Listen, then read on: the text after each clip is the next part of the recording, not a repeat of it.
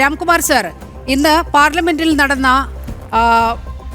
പ്രശ്നങ്ങൾ, അവിടെ നടന്ന വാക്പോരുകൾ എല്ലാം അങ്ങയുടെ ശ്രദ്ധയിൽപ്പെട്ടിട്ടുണ്ടാകും എന്നാണ് വിശ്വസിക്കുന്നത്. ആദ്യം തന്നെ രാഹുൽ നടത്തിയ ഒരു പ്രസ്താവനയിലേക്ക് പോകാം. ഈ വിദ്യാർത്ഥികളുടെ നേർക്ക് വെടിവെക്കാൻ ആഭ്യന്തരമന്ത്രി അമിത്ഷാ നേരിട്ട് നിർദ്ദേശം നൽകി, നേരിട്ട് ഉത്തരവിറക്കി എന്നാണ് രാഹുൽ പറയുന്നത്. അതിൻ്റെ രാഷ്ട്രീയ വശം അവിടെ നിൽക്കട്ടെ. പക്ഷേ നിയമപരമായി അത്തരത്തിൽ ഒരു ആഭ്യന്തരമന്ത്രി ഇത്തരത്തിൽ ഒക്കെ ഉത്തരവിട്ടുകൊണ്ട് വെടിവെപ്പൊക്കെ ഉണ്ടാകുമോ?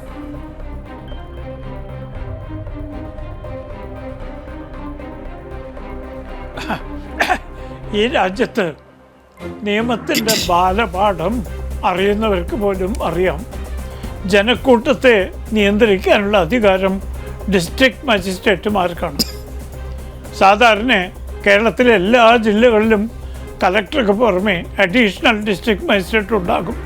അദ്ദേഹമാണ് 144 പ്രഖ്യാപിക്കലും വെടിവെപ്പുണ്ടായാലും നിർദ്ദേശം കൊടുക്കുകയും ജനക്കൂട്ടത്തെ നിയന്ത്രിക്കാൻ. ഇത് മനസ്സിലാക്കിക്കൊണ്ട് അല്ലെങ്കിൽ വിസ്മരിച്ചുകൊണ്ട് വിഡ്ഢിത്തരം പാർലമെൻറ്റിൽ പറയുന്നത് ഒരു പതിവ് ശൈലിയാക്കിയിരിക്കുകയാണ് ചില രാഷ്ട്രീയ പ്രവർത്തകർ. കാരണം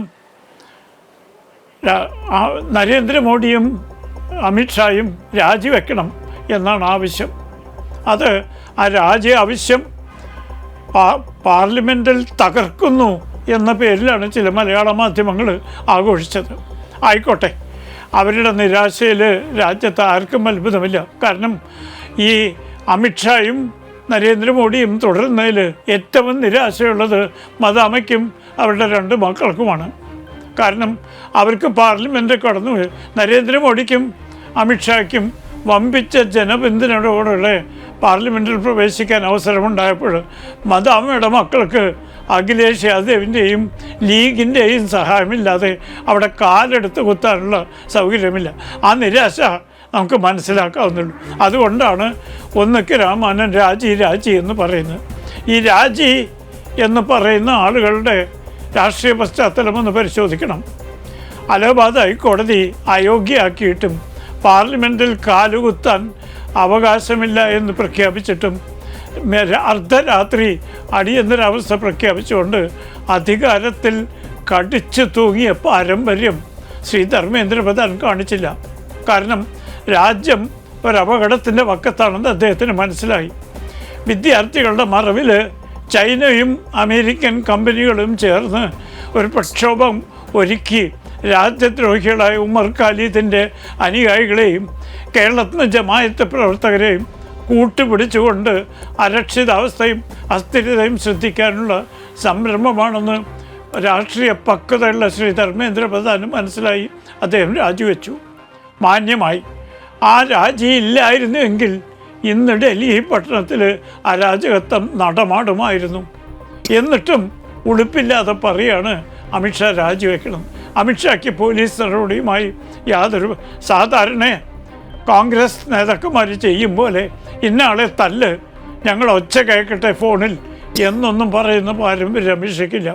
അടിയന്തരാവസ്ഥക്കാർക്ക് എല്ലാവർക്കും അറിയാലോ, ചില RSS പ്രവർത്തകരെ തല്ലിച്ചതച്ച് അവരുടെ കരച്ചിൽ ടെലിഫോൺ കൂടെ കേൾക്കണമെന്ന് പറഞ്ഞ് കോൺഗ്രസ് മന്ത്രിമാരുണ്ട്. ആ പാരമ്പര്യം ധർമ്മേന്ദ്ര പ്രധാനോ അല്ലെങ്കിൽ അദ്ദേഹത്തിൻ്റെ പാർട്ടിയോ പിന്തുടരുന്നില്ല. ശ്രീമതി ഇന്ദിരാഗാന്ധി പോലും കടിച്ചു തൂങ്ങിയ പാരമ്പര്യവും പാടുന്നില്ല. പിന്നെ അദ്ദേഹം പറയണു, പിന്നെ ആണിവെച്ച ലാത്തി, ഈ പോലീസിൻ്റെ ലാത്തി പത്രസമ്മേളനത്തിൽ കാണിക്കാൻ നമ്മുടെ പ്രതിപക്ഷ നേതാവിനെ ഇവിടുന്ന് കിട്ടി. ഒന്നുകിൽ അദ്ദേഹം രഹസ്യമായി കാണിച്ചതായിരിക്കണം. അങ്ങനെ കാണിക്കുന്നത് നിയമവിരുദ്ധമാണ്. കാരണം പോലീസ് സേനയ്ക്ക് കേന്ദ്ര ഗവൺമെൻറ് സപ്ലൈ ചെയ്ത ലാത്തി പ്രതിപക്ഷ നേതാവിൻ്റെ കയ്യിൽ എങ്ങനെ വന്നു? അത് അദ്ദേഹം വിശദീകരിക്കും. പിന്നെ ഇതിനൊക്കെ പുറമേ അദ്ദേഹം ഏറ്റവും പറയണത് പ്രധാന പ്രസ്താവന, ഞാൻ RSSനോടും BJPയോടും മാപ്പ് പറയില്ല. ഈ RSSന് ഏറ്റവും വലിയ പ്രചരണം കൊടുക്കുന്നത് മദാമയും കുട്ടികളുമാണ്, അല്ലെങ്കിൽ കോൺഗ്രസ്സുകാരാണ്. അവർക്ക് അതിന് നന്ദി വേണം. കാരണം 100 കൊല്ലം തികയുന്ന RSSന് ഇന്ന് എല്ലാ ദിവസവും പത്രങ്ങളിൽ വലിയ തലക്കെട്ടാണ്. പിണറായി വിജയനും വിടുന്നില്ല. ലക്ഷ്യം മുസ്ലിം വോട്ടാണ്, എല്ലാവർക്കും അറിയാം. പക്ഷെ അത് നടക്കാൻ പോകുന്നില്ല. അപ്പോൾ മാപ്പ് പറയുക എന്നുള്ളത് മാന്യന്മാരുടെ ശൈലിയാണ്. ഡൽഹിയിൽ സിഖുകാരെ കൂട്ടക്കൊല ചെയ്ത് യാതൊരു പ്രകോപനമില്ലാതെ ലക്ഷക്കണക്കിന് രാജ്യസ്നേഹികളെ സിഖുകാരെ കൂട്ടക്കൊല ചെയ്തപ്പോൾ മൻമോഹൻ സിംഗ് പരസ്യമായി മാപ്പ് പറഞ്ഞു.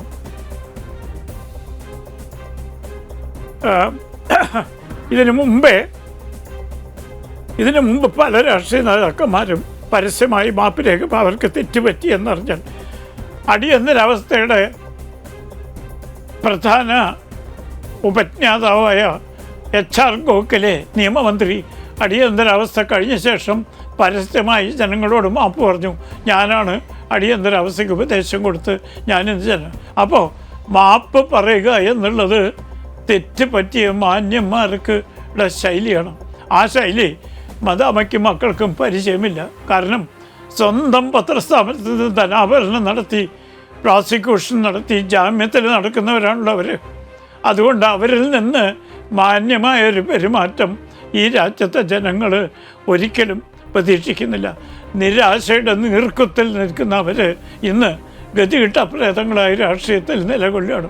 ഞാൻ നേരത്തെ പറഞ്ഞ പോലെ ലീഗിൻ്റെ അവതാരത്തിൽ കേരളത്തിലും അഖിലേഷ് യാദവിൻ്റെ അധികാരത്തിൽ ഉത്തർപ്രദേശിലും തല കാണിക്കുന്നുണ്ട്. പക്ഷേ ഇന്ന് വിദ്യാർത്ഥികളുടെ പേരിൽ ഒരു സമരം സംഘടിപ്പിക്കാൻ ഇന്ത്യൻ നാഷണൽ കോൺഗ്രസ്സിന് കഴിവുണ്ടോ?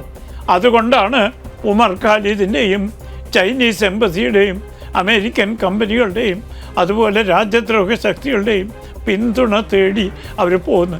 രാഷ്ട്രീയമായ നൈരാശ്യത്തിൽ നിന്നുടലെടുത്ത ഈ പ്രവർത്തനം കണ്ടറിയാൻ ഈ രാജ്യത്തെ പ്രബുദ്ധരായ ജനങ്ങൾക്ക് കഴിവുണ്ട്. കാരണം അവരാണല്ലോ അടിയന്തരാവസ്ഥയിൽ നിലം ഭരിച്ചാക്കി ഉത്തർപ്രദേശിന് ഉത്തര ഭാരതത്തിൽ ഒറ്റ സീറ്റ് പോലും കൊടുക്കാതെ